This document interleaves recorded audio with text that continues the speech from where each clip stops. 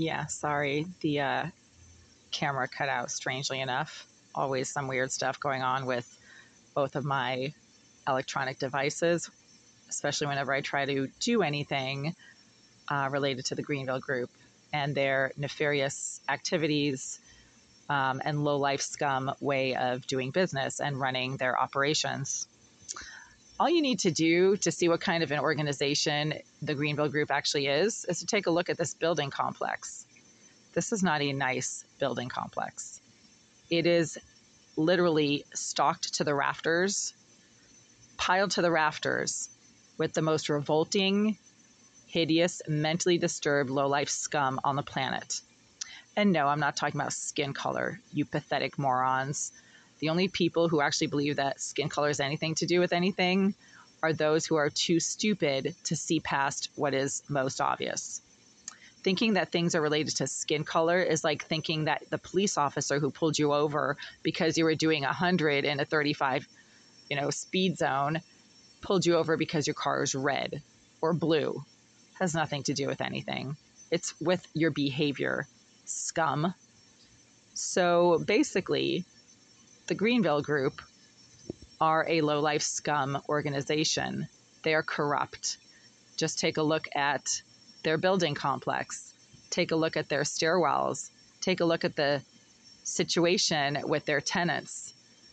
A bunch of criminals literally destabilizing the neighborhood on a regular basis by engaging in disruptive, aggressive behavior on the street corners, in the doorways, and on the sidewalks around the building complex. And that has been going on for years.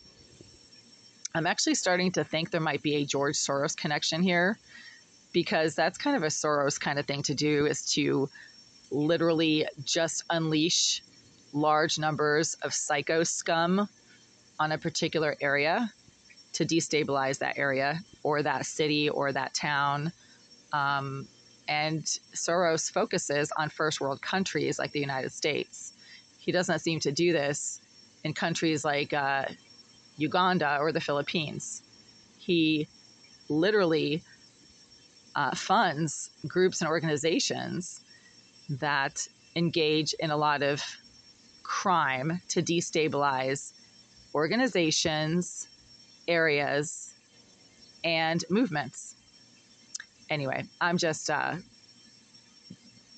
sort of observing these things right now. Back to the Greenville Group.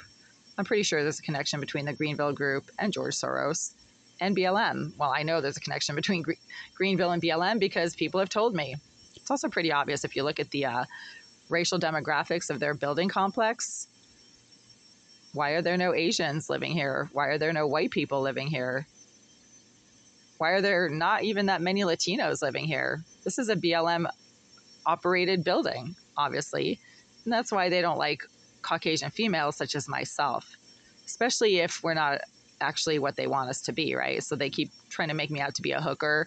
Then when that didn't hold water and my resumes basically spoke for themselves, then they started telling everybody that I was crazy.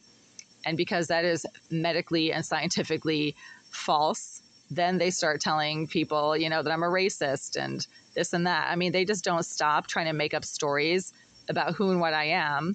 And then when the defaming and gossip and lies didn't work, then they started taking repeated, frivolous, illegal action against my tenancy. If you want to see how prejudiced the Greenville Group is, just take a look at the number of times they have taken frivolous, baseless legal action against my tenancy. They're never going to win. This is why I am so calm and actually really just, sort of at peace with this latest legal action that they're taking against my tenancy, because it's a joke. Shit never wins, and stupidity is its own punishment. And the Greenville Group are just too stupid to realize that. They have repeatedly taken illegal, defamatory, baseless legal action against my tenancy. I can sleep at night and feel really calm about this and represent myself in this case because the law is on my side. Not just one law, but so many laws that any judge who rules in the favor of the Greenville Group, and this judge has so far, he's obviously corrupt and biased, and should recuse himself.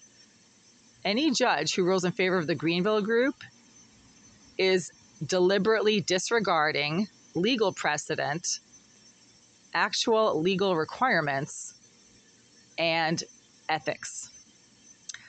And that kind of ruling by a judge will never stand. We have a legal system that has a fairly strong set of checks and balances built into it, thanks to our brilliant founding fathers and those who came after them. Our founding fathers were not stupid. They designed an absolutely phenomenal system of government for the United States of America that continues to stand the test of time. And one of their brilliant pieces of architecture is the judicial system. Can there be a few things fixed about it? Of course. But it actually works fairly well, because if one judge is corrupt and biased, as the one in this case is, and I've actually asked him to recuse himself, which he refuses to do because he really, really loves the Greenville group and their attorneys. They must have gone to school together or something, you know, maybe it's as simple as that. Maybe they all went to law school together and they go to the same bars after work. Could be that. Well, his decisions go against legal precedent. They disregard actual laws and legal requirements and regulations, and therefore they can be overturned easily, right? And thank goodness there is a ascending hierarchy of appeals courts from which to choose and to continue to file appeals when the law has been disregarded in your case, as so far it has been in mine. Anyone with a brain, and I have one, unlike the low-life scum in this building who keep trolling my channel and making these ridiculous, pathetic, uninformed, defamatory comments on my videos, just doxing their own pathetic stupidity and the fact that they have absolutely no lives and they're just a bunch of obsessive, mentally disturbed stalkers who will never have anything. Well, they don't understand anything about the law. They are so stupid, they think that tenants who complain have the right to be evicted. Oh, no, it's exactly the opposite. Tenants who complain are protected under multiple legal statutes and laws at the local, state, and federal levels.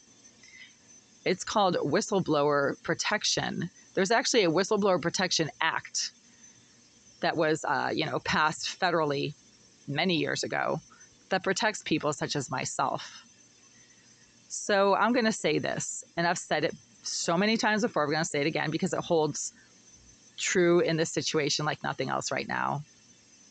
Stupidity is its own punishment, and shit never wins.